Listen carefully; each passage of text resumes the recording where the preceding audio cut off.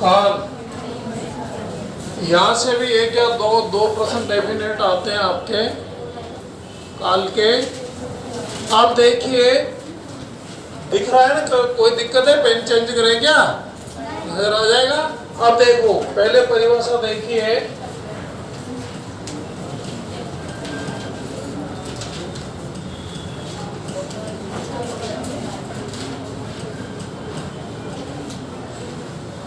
यानी कि काल किसे कहते हैं? तो काल का मतलब क्या होता है? समय होता है। काल का मतलब क्या होता है? समय।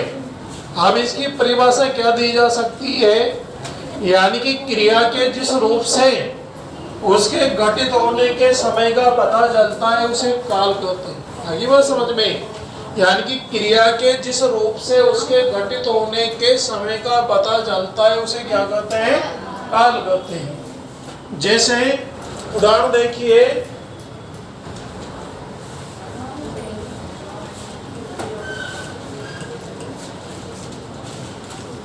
हरि ने पत्र लिखा है। हरि ने पत्र लिखा है, तो यानी कि क्रिया से हमें क्या चल रहा है कि हरि ने अभी थोड़ी देर पहले क्या लिखा है? पत्र लिखा है। तो यानी कि उसी प्रकार से, जैसे अगला उदाहरण देखिए, वह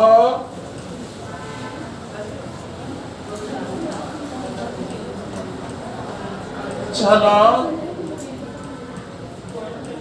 गया था। वह चला गया था, तो इसका मतलब था आ रहा है। तो यानी कि क्रिया किसमें हुई थी? भूतकाल में हुई थी। चला गया था यानी कि बहुत समय पहले। तो इस प्रकार से क्रिया के जिस रूप से उसके घटित होने के समय का पता चलता है उसे क्या कहते हैं? काल कहते हैं। अब जो काल होते हैं वो कितने प्रकार के होते हैं? 3 प्रकार के काल होते हैं। पहला होता है आपका वर्तमान। कहाँ से आ जाएगा? भूतकाल। अब देखिए, भूतकाल किसे कहते हैं? यानी कि क्रिया के जिस रूप से उसके बीते हुए समय का पता चलता है उसे क्या कहते हैं? भूतकाल कहते हैं। यानी कि क्रिया के जिस रूप से उसके बीते हुए, जो घटित हो गया, निकल गया, यानी कि बीते हुए समय का पता चलता है उसे भूतकाल कहते हैं। यानी कि अब ये बहुत लंबा हो जाएगा, पहले मैं डायरेक्ट बता देता हूँ। दूसरा होता है आपका वर्तमान काल। वर्तमान काल। अब वर्तमान काल का मतलब क्या है? यानी कि क्रिया के जिस रूप से उसका वर्तमान समय में घटित होना पाया जाता है उसे क्या कहते हैं? वर्तमान काल कहते हैं, जो कि अभी चल रहा है। आगे बात समझ में? तीसरा आपका काल होता है भविष्यत काल।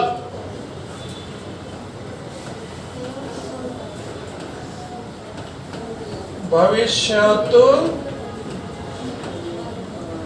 काल।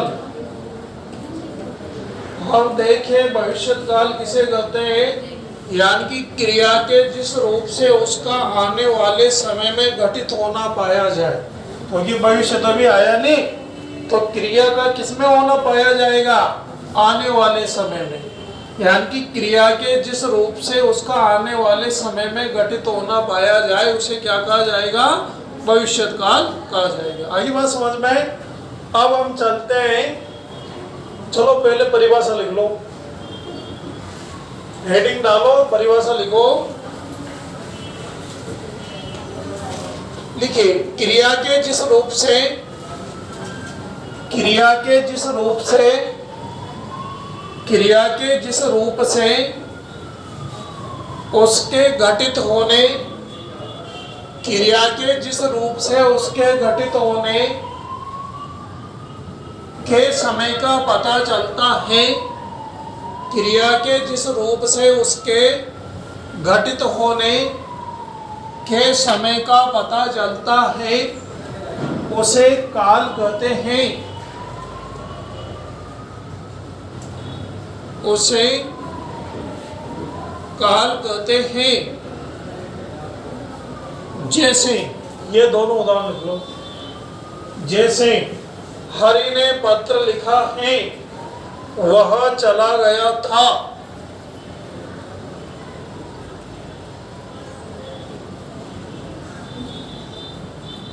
तो ये कौन सा हो जाएगा आपका वर्तमान काल। ये हो जाएगा आपका भूत काल। नीचे कोष्ठक में लिख लेना।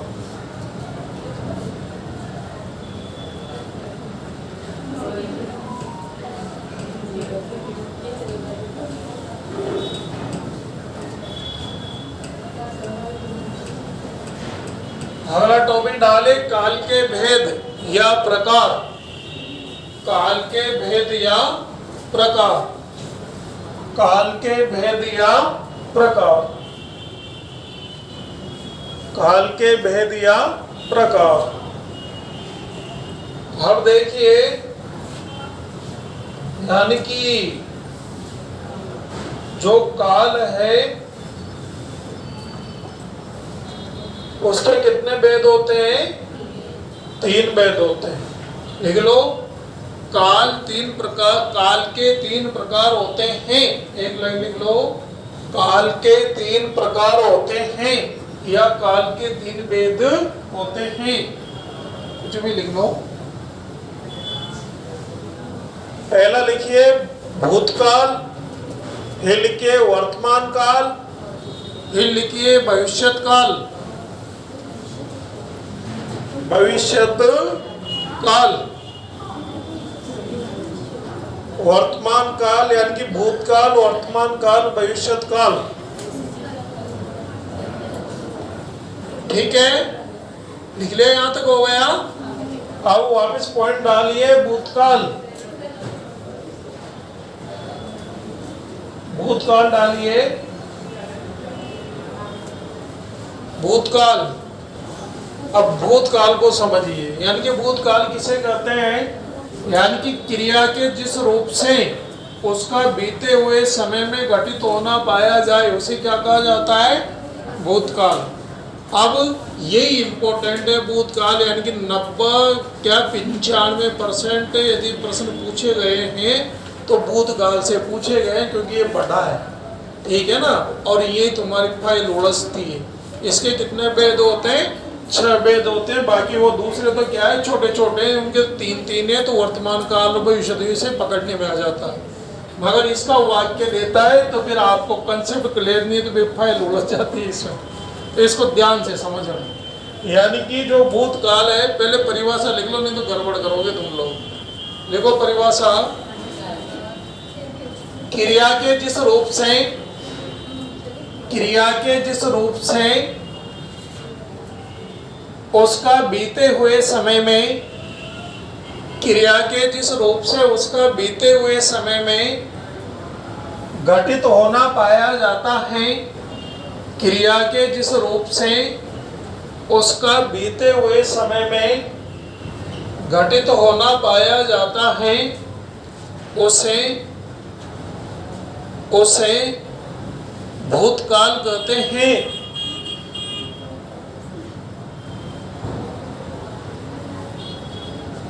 उसे भूतकाल कहते हैं। क्रिया के जिस रूप से उसका भूतकाल में घटित होना पाया जाता है या बीते हुए समय में घटित होना पाया जाता है, उसे भूतकाल कहते हैं। जैसे उदाहरण, जैसे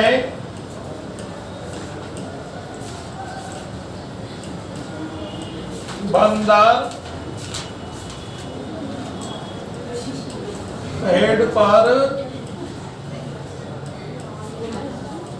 बैठा था। बंदर पेड़ पर बैठा था, कौन से काल का वाक्य? ये भूतकाल का। अगला उदाहरण देखिए, वह घर गया। किस काल का वाक्य? भूतकाल का। वह घर गया।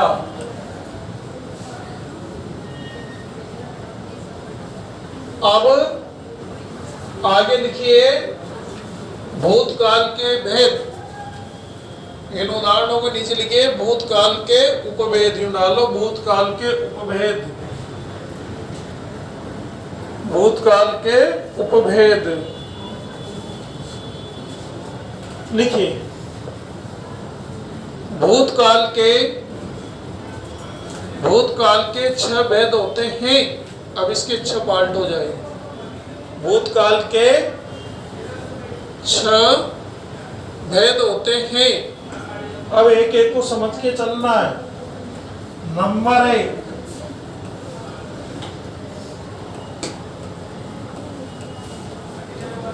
सामान्य भूतकाल।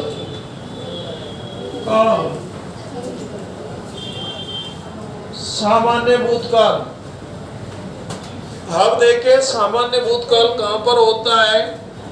क्रिया के जिस रूप से उसका सामान्य, पहले समझ लीजिए फिर परिभाषा बाद में लिखाऊंगा, ठीक है ना।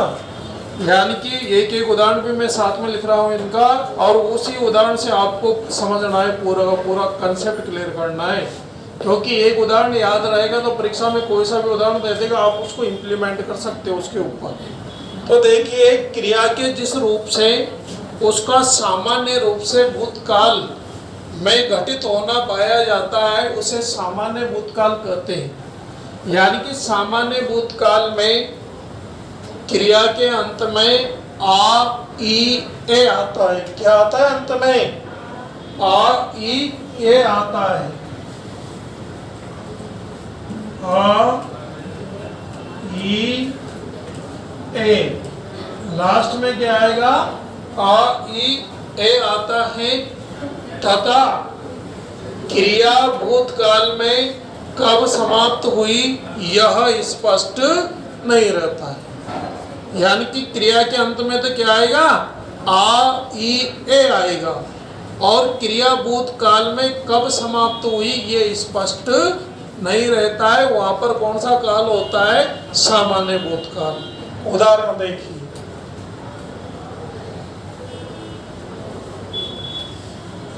उदाहरण देखिए,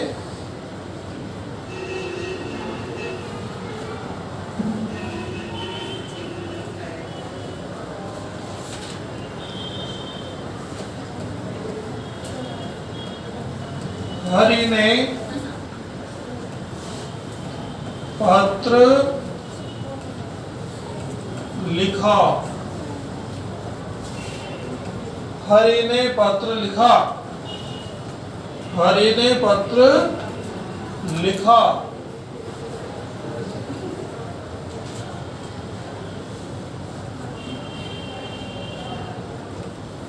हरि ने पत्र लिखा। अब इन वाक्यों को हमेशा पीछे से पहचानना। यानी कि हरि ने पत्र लिखा, बोलकर देखो, हरि ने पत्र लिखा। इसका मतलब कब लिखा? बीते हुए समय में लिखा, ठीक है ना। अब यानी कि कितने दिन पहले लिखा, क्या आपको पता चल रहा है क्या? तो कार्य की समाप्ति का यानी कि जो पता है वो स्पष्ट नहीं रहता है। हरि ने पत्र लिखा। दूसरी बात, अंत में क्या आएगा? आ, ई, ए आएगा। तो अंत में क्या आ गया? ये आ गया, ठीक है। तो इसका मतलब इस वाक्य में कौन सा काल है? सामान्य भूतकाल है, ठीक है। एक उदाहरण और लिख देता हूं मैं।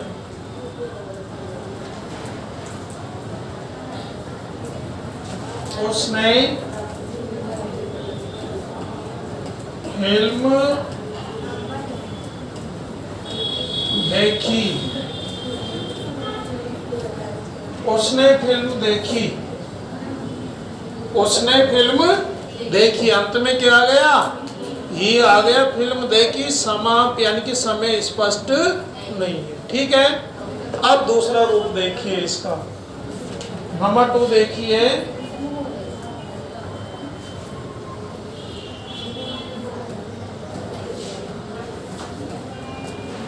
इसको बोलते हैं आसन्न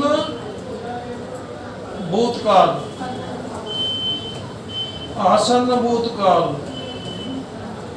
अगली बार आपके बीएसटीसी में यहां से पूछा था आसन्न भूतकाल से। अब आसन्न भूतकाल क्या होता है देखिए, यानी कि क्रिया के जिस रूप से उसका भूतकाल में होना तो पाया जाएगा, मगर क्रिया का भूतकाल में अभी अभी समाप्त होना पाया जाएगा। क्या पाया जाएगा? अभी अभी, थोड़ी देर पहले क्रिया का समाप्त होना पाया जाएगा। यानी कि इसमें सामान्य भूतकाल की क्रिया के साथ है, हो, हूँ जुड़ा रहता है। क्या जुड़ा रहता है? हो, हूँ। यहां से पीछे से पहचानना इसको। सामान्य भूतकाल की क्रिया के साथ क्या जुड़ा रहेगा? हमेशा है, हो, हूँ जुड़ा रहेगा। अब इसी को मैं आसन्न भूतकाल में कन्वर्ट कर देता हूं। इस वाक्य को देखो,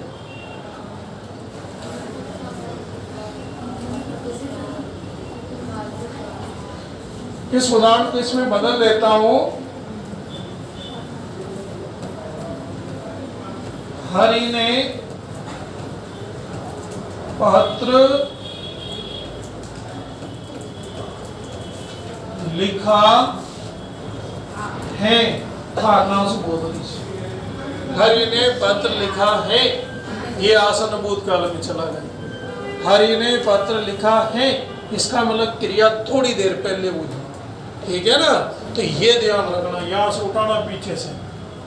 हरि ने पत्र लिखा है, इसका मतलब क्रिया भूतकाल में थोड़ी देर पहले हुई। तो उसे क्या कहा? आसन्न। आसन्न का मतलब होता है निकट। आसन्न शब्द का मतलब क्या होता है? निकट। निकट यानी कि अभी अभी। जैसे इसको मैं बदल देता हूं, इसको भी बदल दो। देखो,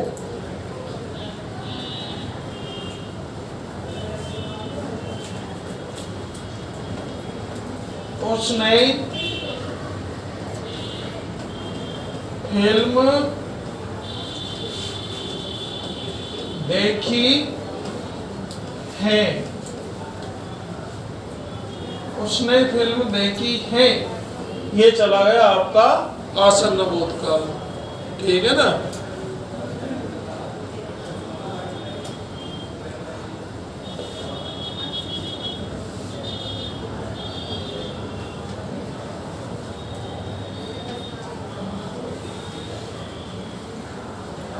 मैं भोजन कर चुका हूं। अगला उदाहरण क्या हो जाएगा? मैं भोजन कर चुका हूं। तो भोजन कर चुका हूं तो इसका मतलब थोड़ी देर पहले खाना खाया है मैंने। तो फिर क्या आ गया? अंत में हूं आ गया। मैं भोजन कर चुका हूं। आप खेले हो।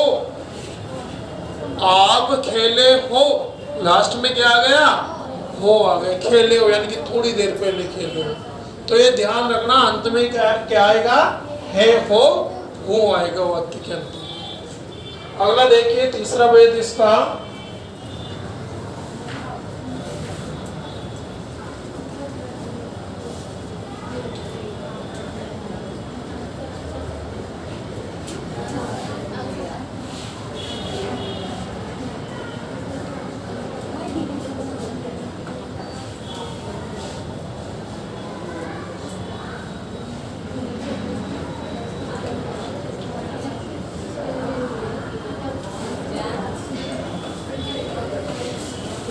पूर्ण भूतकाल।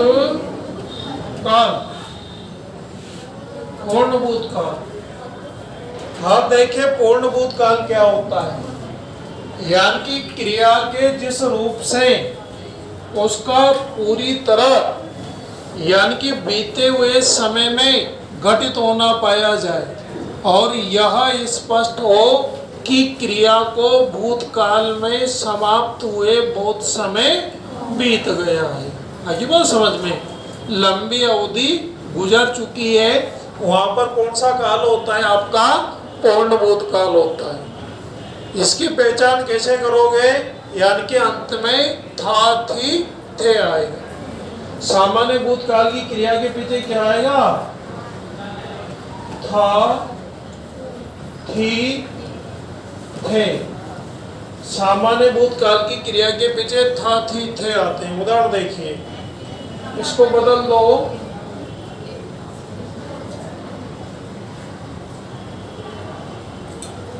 उदाहरण देखिए, हरि ने पत्र लिखा था। हरि ने पत्र लिखा था, किसमें चला गया ये वाक्य? पूर्ण भूतकाल में चला गया, क्योंकि सामान्य भूतकाल की क्रिया के पीछे क्या जुड़ गया? था जुड़ गया। तो पीछे से पहचानना है, आगे से पढ़ते रहना, ये समझ में नहीं आएंगे। जैसे राम ने लंका पर विजय प्राप्त की थी, बहुत समय पहले की थी, ये बात समझ में। राम ने लंका पर विजय प्राप्त की थी। बच्चों ने फिल्म देखी थी। बच्चों ने क्या देखी थी? फिल्म देखी थी, यानी कि बहुत समय पहले। तो अंत में क्या आएगा? था, थी, थे। सामान्य भूतकाल की क्रिया के बाद क्या आना चाहिए? था, थी, थे आना चाहिए। वहां पर कौन सा काल होता है? पूर्ण भूतकाल होता है। ठीक है, अगला देखिए, नेक्स्ट।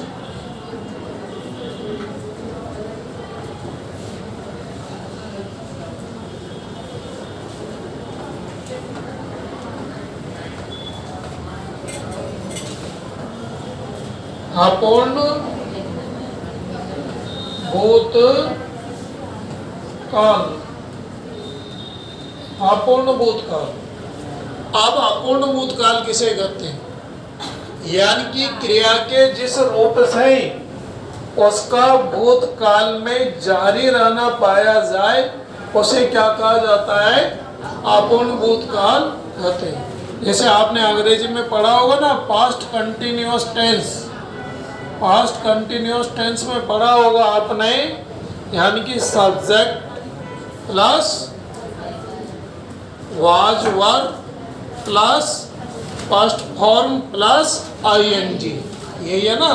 बिल्कुल उसी को इसमें इम्प्लीमेंट कर दो, ये पास्ट कंटिन्यूअस टेंस हो जाएगा। जैसे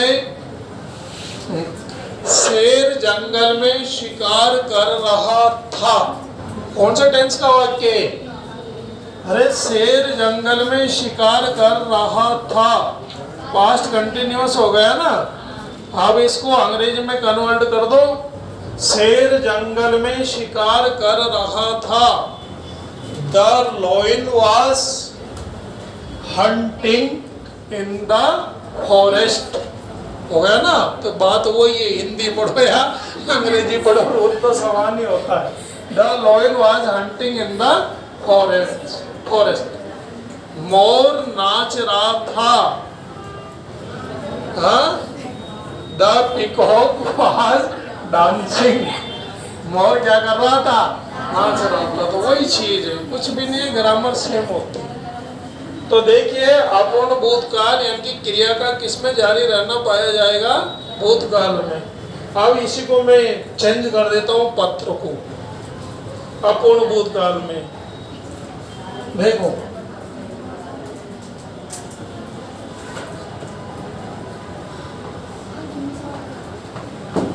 हरि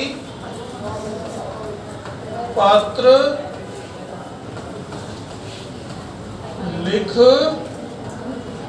रहा था, यानी कि क्रिया किसमें जारी थी? भूतकाल में जारी थी। रहा था, रही थी, रहे थे पीछे जुड़े रहते हैं सामान्य भूतकाल की क्रिया के पीछे। ठीक है ना?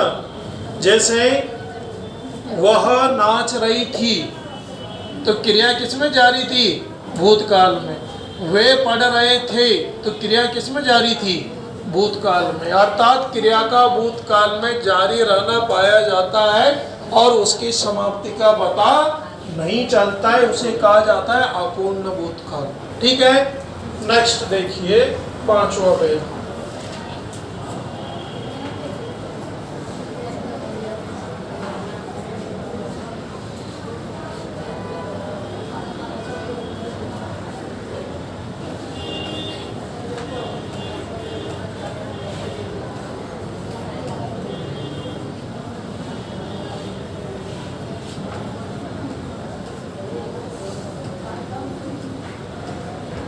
पांचवा भेद हो जाएगा आपका संदिग्ध भूतकाल। आप देखिए, संदिग्ध भूतकाल क्या होता है? यानी कि क्रिया के जिस रूप से उसका भूतकाल में घटित होना तो पाया जाए, मगर क्रिया के होने में क्या हो, संदेह हो, शंका हो, उसे कहा जाता है संदिग्ध भूतकाल। इसमें सामान्य भूतकाल की क्रिया के पीछे होगा, होगी, होंगे आएगा। क्या आएगा? होगा, होगी,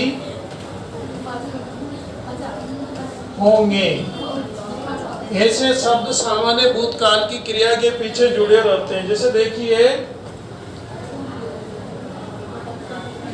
उदाहरण देखिए, हरि को चेंज कर देता हूं मैं। हरि ने पत्र लिखा होगा। हरि ने पत्र लिखा होगा, ये कहाँ चला गया? संदिग्ध भूतकाल में चला गया। हरि ने पत्र लिखा होगा, क्या कन्फर्म है? क्या कन्फर्म नहीं है। हरि ने पत्र, मैंने कहा हरि ने पत्र लिखा होगा, तो यानी कि कुछ डाउट है, हो सकता है नहीं भी लिखा हो, ठीक है ना, संदिग्ध हो। शायद वह घर गया होगा, तो यहाँ तो आप वैसे पहचान दो, शायद आते पहचान जाओगे, मगर क्योंकि जरूरी नहीं है वो ऐसे शब्दों को दे, वो डायरेक्ट ही दे देता है। और आप अंग्रेजी के टेंस में उड़ जाके कहाँ चले जाते हो, गा गी गे आ गया, डायरेक्ट चल जाओ भविष्य काल में, ठीक है ना, तो वे फाइल उलझ जाएगी। क्योंकि गा गी गे को ध्यान से पढ़ना, यदि वो किस में आ रहा है, संदिग्ध भूतकाल में आ रहा है, उसको पढ़ के देखना क्रिया भूतकाल में हो रही है, तो फिर वाक्य कहाँ जाएगा, संदिग्ध भूतकाल में जाएगा। जैसे कोयल बोली होगी, कोयल बोली होगी, इसका मतलब भूतकाल में। मगर मैं कहूं कि कोयल बोलेगी, कोयल बोलेगी, अब ये कहाँ जाएगा, संदिग्ध भविष्य काल में। कोयल बोलेगी, अभी बोली नहीं, बोलेगी आने वाले समय में, कोयल बोलेगी, ठीक है ना। अगला देखिए, छठा उदाहरण देखिए, छठा ग्रुप देखिए,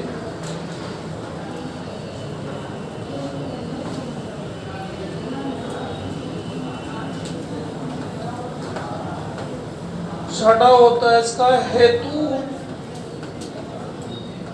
हेतु मद भूतकाल। हेतु हेतु मद भूतकाल। अब देखिए, हेतु हेतु मद भूतकाल कहाँ पर होता है, यानी कि क्रिया के जिस रूप से उसका भविष्य काल में घटित होना तो पाया जाए, मगर इस रूप में क्रिया के यानी कि कारण के योग में क्रिया का भूतकाल में घटित होना पाया जाता है। पहली शर्त तो, यानी कि कारण के योग में क्रिया का भूतकाल में घटित होना पाया जाता है। दूसरी बात ये ध्यान रखनी है, इस प्रकार के वाक्यों में हमेशा दो क्रियाओं का होना आवश्यक होता है, यानी कि किसी भी क्रिया के घटित होने के लिए साथ में कारण या शर्त दी होती है। इस प्रकार के वाक्य सामान्यतः तो से जुड़े रहते हैं। किससे जुड़े रहते हैं? तो से जुड़े रहते हैं। जैसे मैं उदाहरण बोल रहा हूं, हरि पत्र लिखता तो मैं जवाब देता। हरि पत्र लिखता तो मैं जवाब देता, आ गया ना, तो कारण के योग में क्रिया का होना आ गया।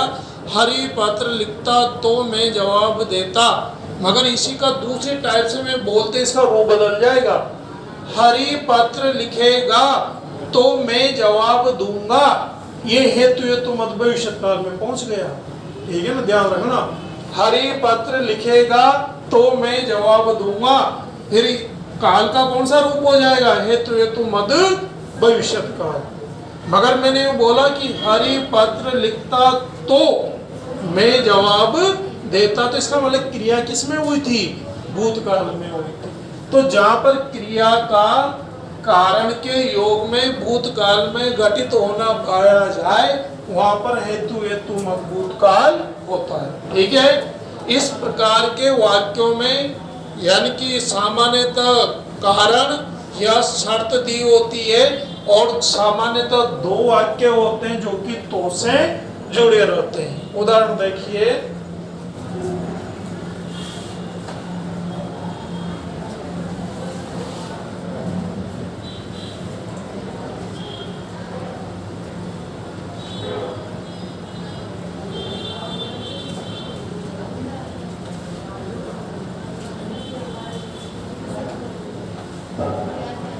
युद्ध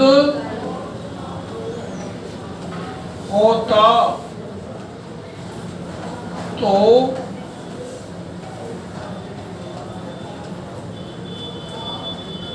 गोलियां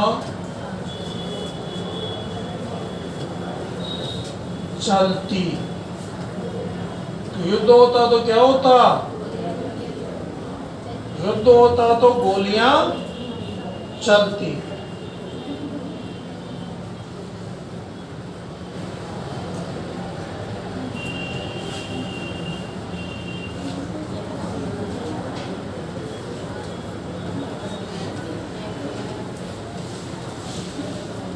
युद्ध होता तो गोलियां चलती। अगला उदाहरण देखो, हरी पत्र